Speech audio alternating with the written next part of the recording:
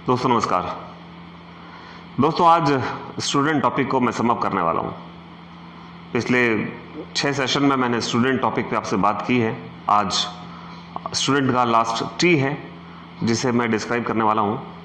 और दोस्तों अगर आप ये वीडियोस देख रहे हैं और अगर आपने स्टूडेंट टॉपिक को देखा है तो मेरा आपसे एक रिक्वेस्ट है कि आप ज़रूर उन पे कुछ सुझाव लिखें और अपने कुछ कमेंट्स डालें ताकि मैं उन कमेंट्स पे काम कर सकूं। और ये जो स्टूडेंट टॉपिक है वो मैंने अपने एक्सपीरियंस के बेस पर पिछले कुछ सालों में जो मैंने ऑब्जर्व किया है उसके बेस पर कुछ टिप्स बनाए हैं, क्योंकि आज का जो स्टूडेंट है वो कुछ ऐसा हो रहा है और एक स्टूडेंट आज के युग में ऐसा होना चाहिए का जो बीच का डिफरेंस है वो आप भी देख रहे होंगे, वो आप भी समझ रहे होंगे। अगर आप एक टीचर हैं, अगर आप एक पेरेंट हैं तो आपको दिखाई दे रहा होगा कि एक स्टूडेंट लेवल पर क्या होना चाहिए था और क्या हो रहा है। बस मैंने भी उन्हीं चीज़ों को महसूस किया और उन टॉपिक्स पे मैंने काम किया है। और एक बार आप ज़रूर मेरे साथ उस जो वीडियोज़ हैं उन पे कुछ सुझाव दें ताकि मैं उन पे काम कर सकूं। देंगे ना? ठीक है। तो आज स्टूडेंट टॉपिक का मैं करने वाला हूं और ये टॉपिक में एक स्टूडेंट को एक बड़ा उज्जवल भविष्य और एक बड़ा उसे सोचने समझने वाला एक स्टूडेंट बताया गया है। दोस्तों यहाँ पर 3 चीज़ें हैं, एक है नॉलेज, एक है स्किल और एक है टैलेंट। दोस्तों नॉलेज को ट्रांसफ़र किया जा सकता है, स्किल्स को ट्रेनिंग दे के लिया और दिया जा सकता है, लेकिन टैलेंट एक ऐसी चीज़ है जिसका ना ट्रांसफ़र कर सकते जिसे हम, ना इसकी कोई ट्रेनिंग होती है।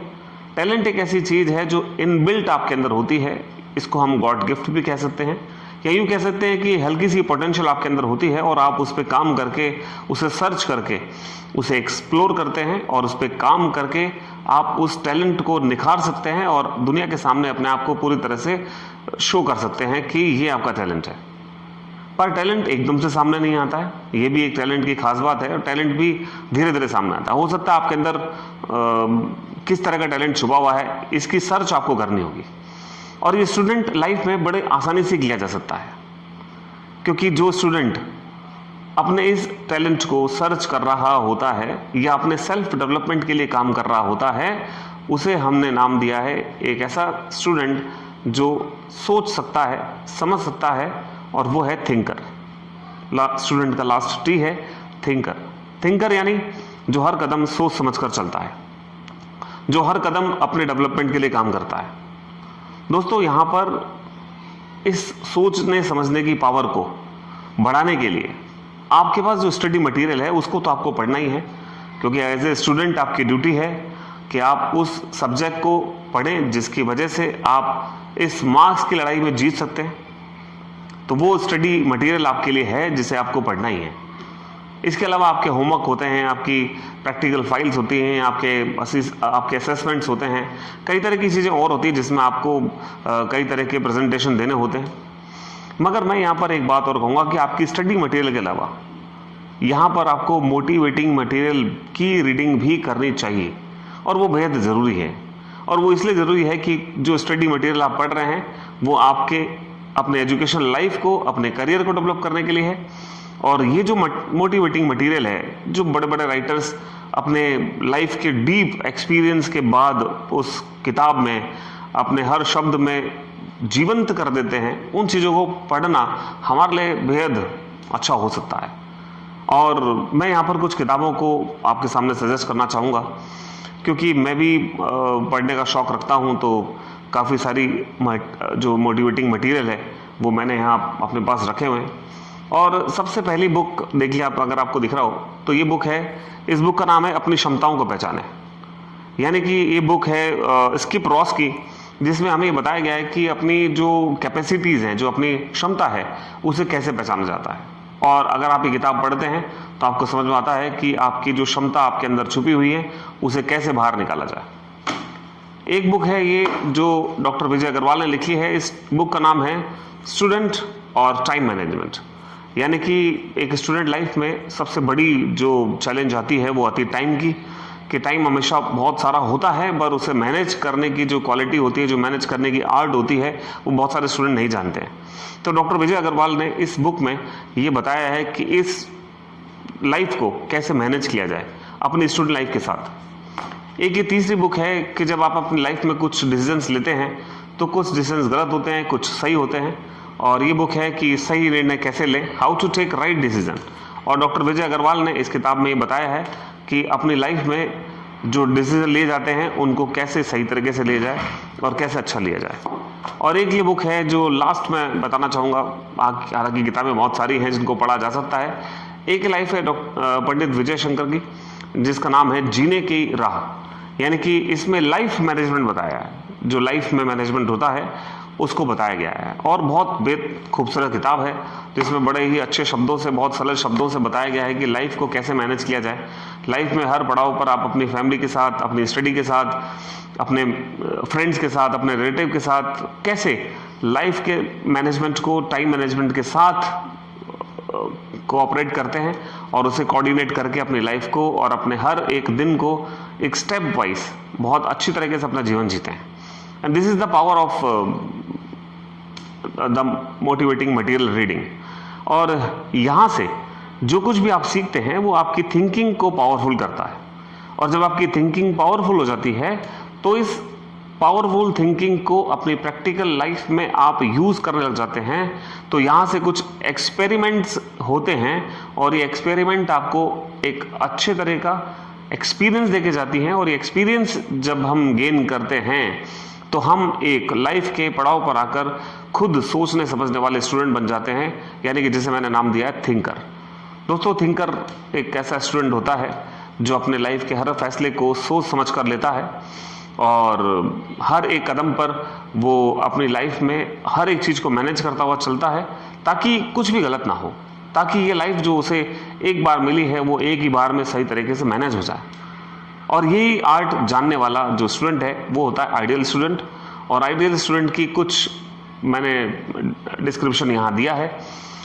मैं एक बार फिर से थोड़ा सा आपको बताना चाहूँगा कि यहाँ पर एक आइडियल स्टूडेंट, तो स्टूडेंट का मतलब है the person who is curious to know what he doesn't know, यानी कि ऐसा विद्यार्थी, एक ऐसा पर्सन जो कि ये जानने के लिए उत्सुक रहता है कि वो क्या नहीं जानता है।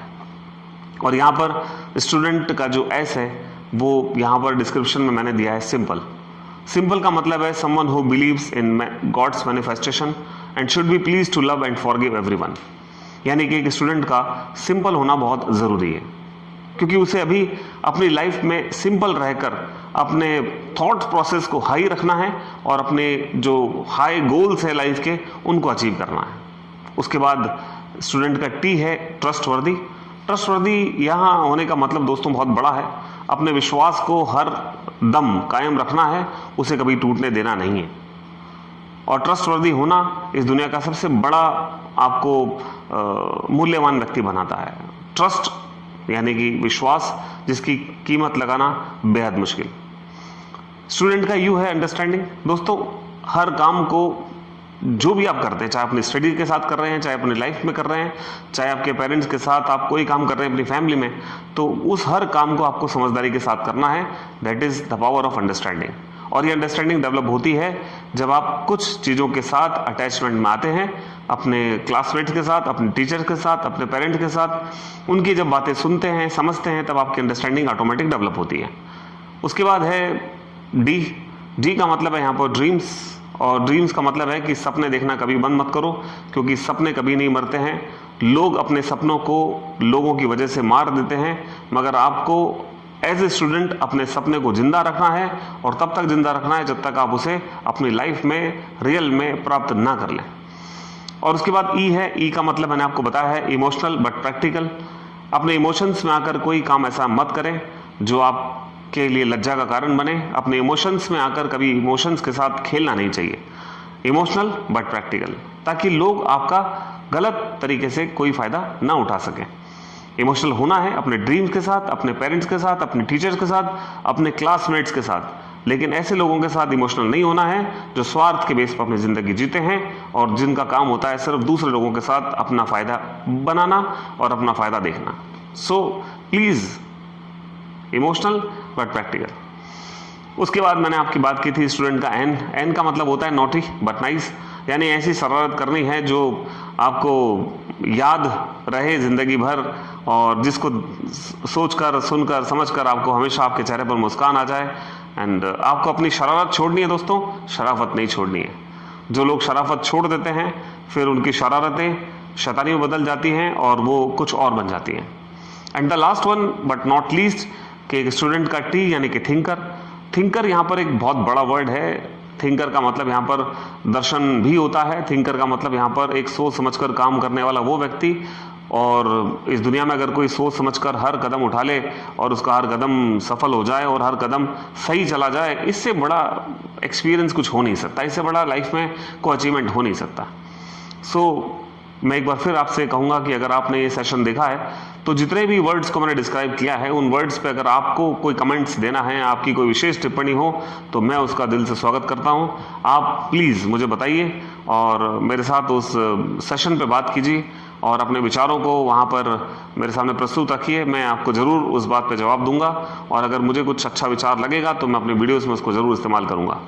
मैं राकेश चितलानी यही एडवाइस करूँगा कि ये एक मोटिवेशनल टॉक सेशन है और इसे पूर्णतः पूरी तरह से सुनना होता है, समझना होता है। ये कोई आर्टिफिशियल बात नहीं है दोस्तों, ये मेरे लाइफ का पिछले कुछ 11 साल का एक अनुभव है और कुछ अच्छा है, कुछ बुरा है, कुछ कड़वा है, कुछ मीठा है, कुछ खट्टा है, मतलब हर एक तरह का एक्सपीरियंस लाइफ का है जिसके अकॉर्डिंग मैंने अपनी कुछ सेशंस बनाए हैं। तो कृपया मेरे साथ जुड़े रहिए और मेरी सेशन में आपको जो भी बात उचित लगती है, अच्छी लगती है, उस पर ज़रूर कमेंट्स करें और अगर आपका कोई सुझाव है तो कृपया वो मुझे ज़रूर दें और आपके सुझाव का मुझे इंतज़ार रहेगा, आपकी टिप्पणी का मुझे इंतज़ार है। और तब तक के लिए मुझे आज्ञा दीजिए। हंसते रहिए, मुस्कुराते रहिए और बने रहिए इस मास्टर प्लान के साथ। मैं नेक्स्ट अगले सेशन में आपसे जल्द मिलूंगा। तब तक के लिए शुभकामनाएं।